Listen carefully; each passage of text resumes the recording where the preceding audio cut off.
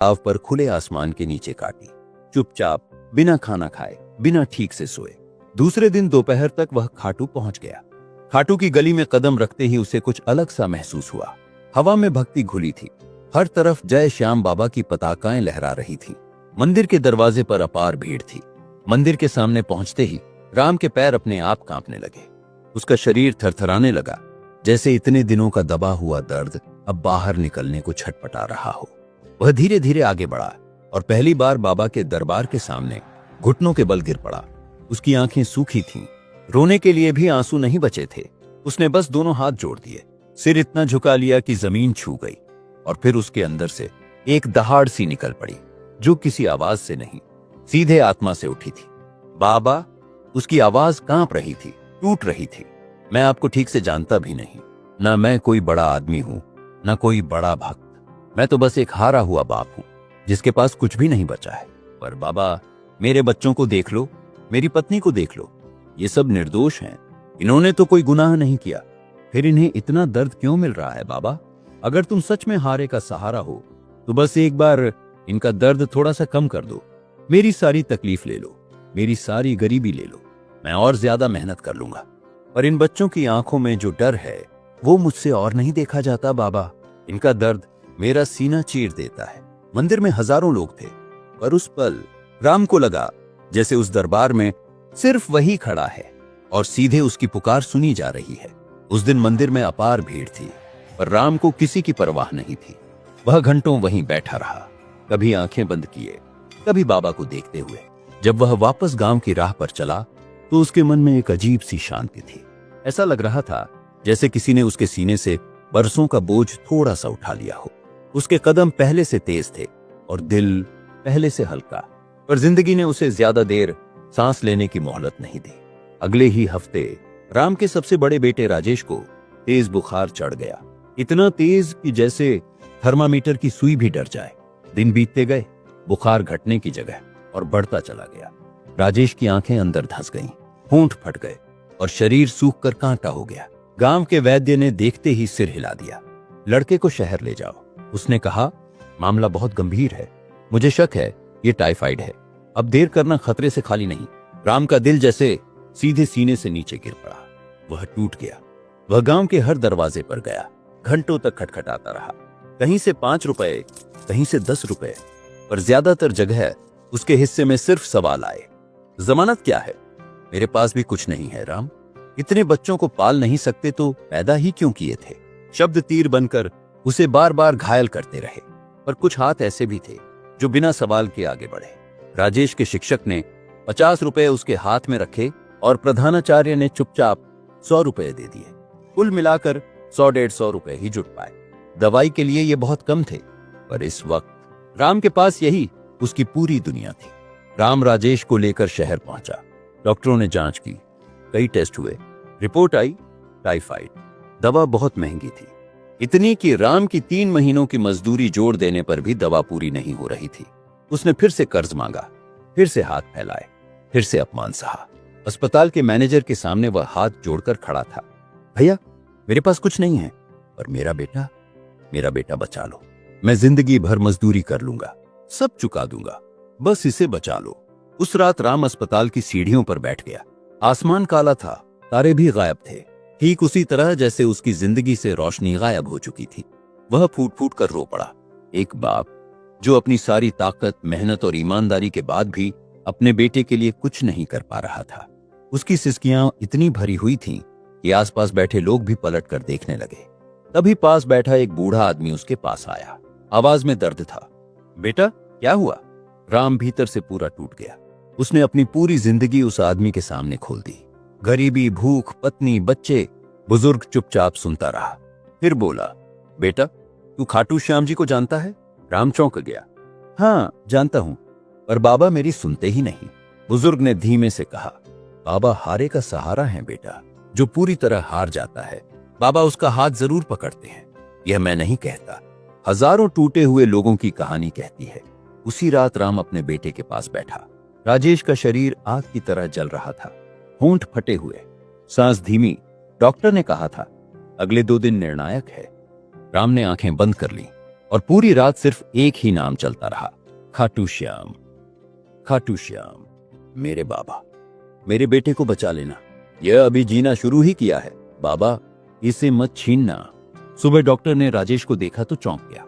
अजीब है, इतनी जल्दी बुखार उतरना नहीं चाहिए था, दवा तो अभी पूरी लगी भी नहीं, पर हालत बेहतर हो रही है। राम वहीं गलियारे में गिर पड़ा, सबके सामने, आंसू, हाथ, माथा सब जमीन पर। वह कुछ नहीं बोला, बस मन ही मन बाबा को धन्यवाद देता रहा। एक हफ्ते बाद राजेश डिस्चार्ज हो गया।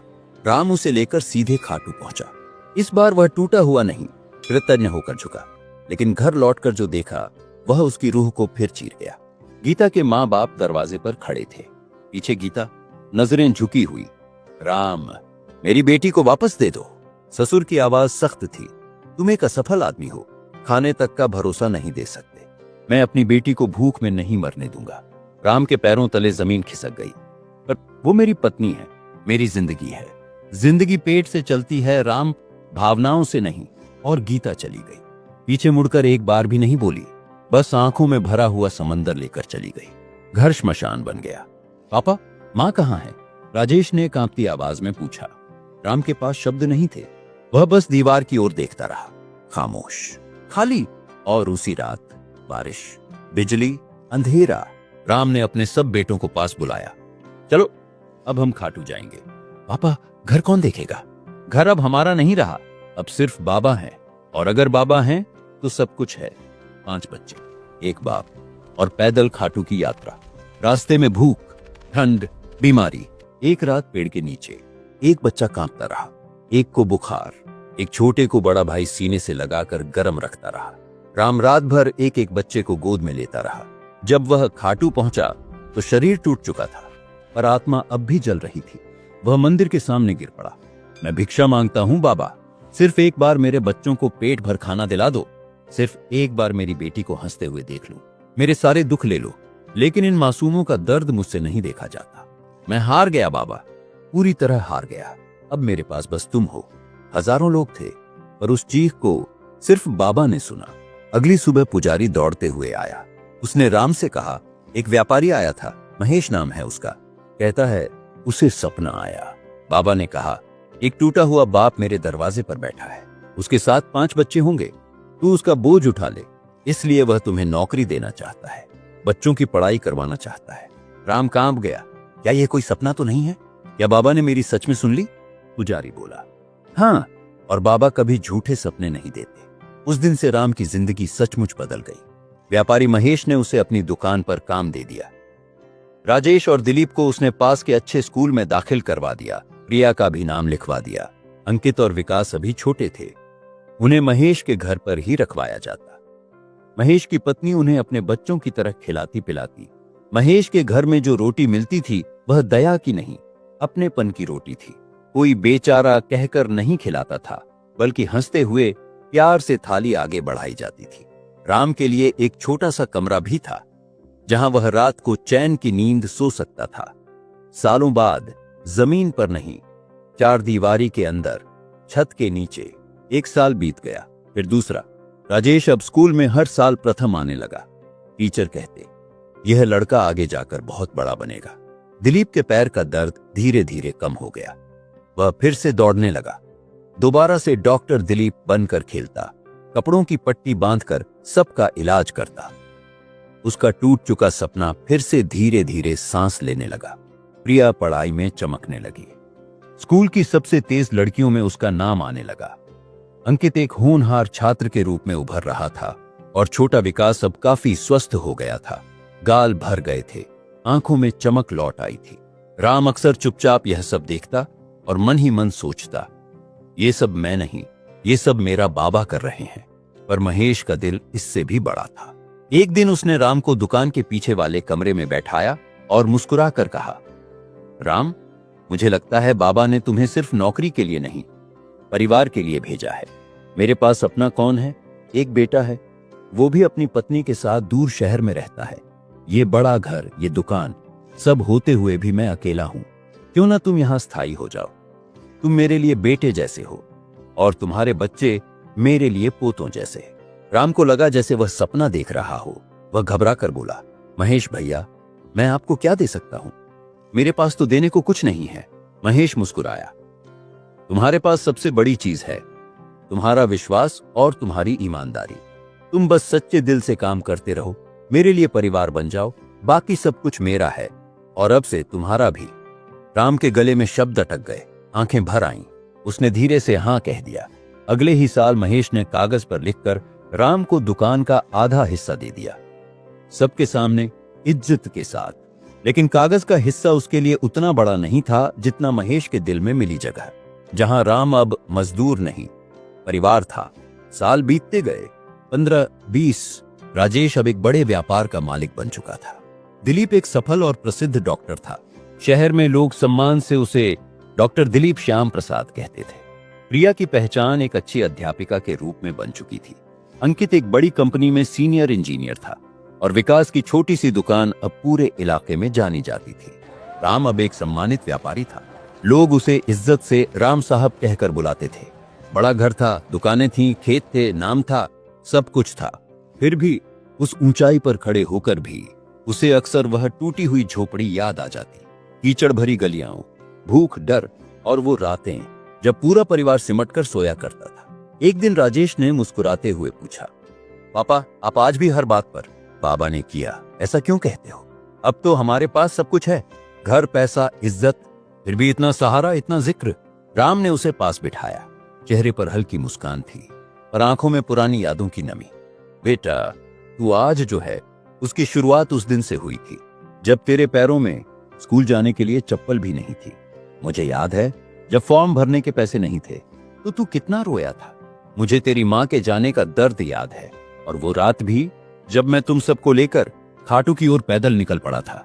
राजेश चुप हो गया, फिर धीमे से बोला, हाँ पापा, पर अब तो सब ठीक है ना? अब तो हम सुरक्षित हैं, मजबूत हैं। राम ने गहरी सांस ली। यही तो बात है बेटा, जब सबने छोड़ दिया था तब बाबा ने नहीं छोड़ा। जब मेरी झोपड़ी बरसात में टपकती थी तो उन्होंने मुझे मजबूत छत दे दी। बाबा ने सिर्फ हमारी गरीबी नहीं हटाई, उन्होंने मेरा भीतर का डर हटाया, मुझे आदमी से इंसान बनाया। इसलिए नहीं कि मैं अमीर बन गया, बल्कि इसीलिए कि अब मैं दूसरों के दर्द को समझ सकता हूं। और बेटा, जब तक सांस चलेगी मैं बाबा का नाम लेता रहूंगा। राजेश की आंखें भीग गईं। आज पहली बार वह समझ पाया कि उसके पिता की भक्ति कोई मजबूरी नहीं, जीवन का धन्यवाद थी। क्योंकि राम जानता था, जिस दिन इंसान पूरी तरह टूट जाता है उसी दिन बाबा उसे फिर से खड़ा करना शुरू करते हैं। वो एक टूटे हुए मजदूर को इतना उठा देते हैं कि वही आदमी कभी पूरे गांव के लिए और कभी अगली पीढ़ियों के लिए उम्मीद और विश्वास का रास्ता बन जाता है। यही है खाटू श्याम जी का राज, यही है उनका प्रेम, यही है उनकी असीम कृपा। दोस्तों, अगर इस कहानी और इस संदेश ने आपके दिल को छुआ है तो कृपया इस वीडियो को लाइक करें और बाबा श्याम जी की कृपा से जुड़े रहने के लिए हमारे चैनल को सब्सक्राइब जरूर करें। कमेंट में जय श्री श्याम जरूर लिखिए, क्योंकि कहा जाता है बाबा का नाम लेने से ही बंद रास्ते भी खुलने लगते हैं। जय श्री श्याम।